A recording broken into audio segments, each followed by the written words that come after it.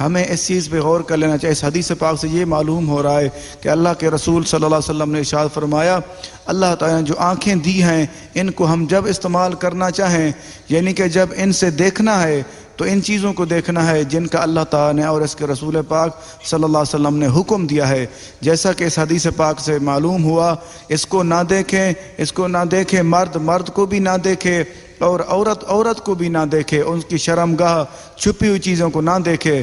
کچھ مرد یہ خیال نہیں کرتے اور کچھ عورتیں بھی اس بات کا خیال نہیں کرتی کہ آج کے بعد ہمیں مردوں اور عورتوں کو بھی سوچنا چاہیے کہ ہمیں اس چیز کی رکاوٹ ہے، ہم کسی کی شرمگاہ کو نہیں دے سکتے کیونکہ ہمیں روک دیا گیا ہے۔ کافی دفعہ ایسا ہوتا ہے، عورتیں عورتوں کو دیکھ رہی ہوتی ہیں کہ ہم تو ایک جیسی ہیں، لیکن ایسا نہیں ہے کہ اللہ کے نبی نے ہمیں حکم دے دیا ہے کہ ہم نے نہیں دیکھنا کسی کو، نہ برہنہ ایک دوسرے کا سونا ہے، نہ مرد کے ساتھ سوئے، نہ عورت کسی عورت کے ساتھ سوئے، کیونکہ یہ ہمیں رکاوٹ مل گئی ہے۔ اگر ہم ایسا کریں، کوئی بندہ ایسا کرے گا تو وہ مجرم ہوگا، اللہ تعالیٰ کی بارگاہ میں وہ جواب دہ ہوگا۔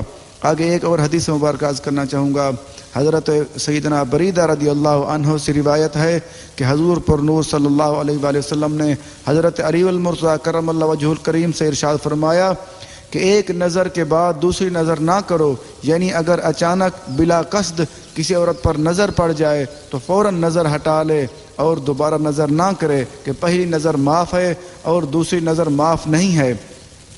دیکھو ہمیں اس چیز پہ غور کر لینا چاہیے۔ کبھی ہم بازار میں جاتے ہیں یا کوئی عورت بازاروں میں جاتی ہے، کبھی کسی غیر محرم پہ نظر فوراً چلی جائے، ایک نظر معاف ہے کہ فوراً نظر ہٹا لینی چاہیے کہ اس کو بار بار دیکھنا یہ آنکھوں کا زنا ہے، اس چیز سے بچنا چاہیے۔ یہ ہم مجرم ہو رہے ہوتے ہیں اگر بار بار کوئی بندہ دیکھتا رہے یا کسی کو جان بوجھ کر دیکھے۔ اگر اچانک کسی کے اوپر نظر چلی جائے تو وہ نظر معاف ہے، وہ فوراً بندہ ہٹا لے، پھر اس کے لیے معافی ہے۔ یہ ابو داؤد شریف کی حدیث ہے، کتاب النکاح باب ما یوم المرأة غضب البصر، جلد نمبر 2 صفحہ نمبر 358، حدیث نمبر 2149۔ یہ بھی تفسیر سراج الجنان میں بھی ہے۔ اس حدیث پاک سے یہ معلوم ہو رہا ہے اگر ہماری نظر کسی وقت سفر کے دوران یا کہیں پہ بھی اگر کسی غیر محرم پہ چلی جائے تو نظر فوراً ہٹا لینی چاہیے۔ آگے ایک اور حدیث مبارکہ عرض کرنا چاہوں گا۔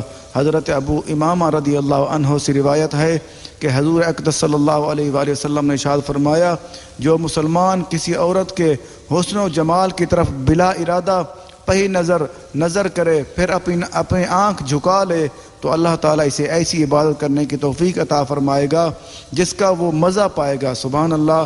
دیکھو اللہ کے نبی نے ہمیں کتنا پیارا پیغام دے دیا۔ اللہ کے نبی نے فرمایا اگر کسی مرد کی یا کسی عورت کی کسی غیر محرم کے اوپر نظر چلی جائے تو وہ اپنی نظر کو فوراً ہٹا لے، اس کا کیا فائدہ ہوگا؟ اللہ تعالیٰ اس کو دنیا میں اس کی لذت عطا فرمائے گا، اس کی عبادت ایسی ہوگی، عبادت کو نصیب عطا فرمائے گا کیونکہ اس کو لذت محسوس ہوگی، اس کو سکون ملے گا۔ اس سے یہ بھی معلوم ہو سکتا ہے اگر کوئی غیر محرم سے مرد اپنی نگاہ کو ہٹا لے، یہ سوچ لے کہ اللہ تعالیٰ کا حکم نہیں ہے، اللہ تعالیٰ نے روکا ہے اور اس کے رسول پاک صلی اللہ علیہ وسلم نے بھی روکا ہے، اللہ تعالیٰ اس کو یہ بھی ہو سکتا ہے اگر وہ دوسری عورت کا طلبگار ہو، اللہ تعالیٰ اس کو بہترین ایک عورت عطا کر دے، یہ بھی ہو سکتا ہے۔ اس کا مطلب یہ بھی ہے اگر کوئی عبادت کرے گا وہ عبادت میں لذت سکون محسوس کرے گا، اس کا مطلب یہ بھی ہو سکتا ہے۔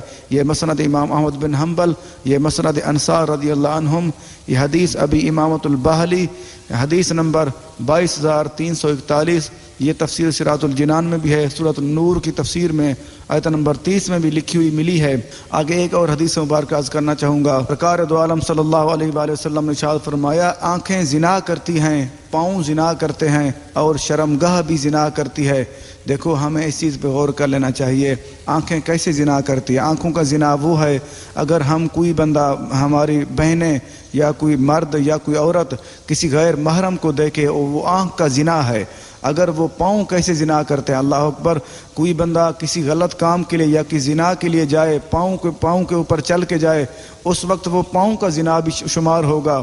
اگر شرمگاہ کا زنا وہ کرتی ہے جب کوئی بندہ اپنی شرمگاہ کو کسی غیر محرم کے ساتھ ملاتا ہے، اس کے لیے وہ شرمگاہ کا زنا ہے۔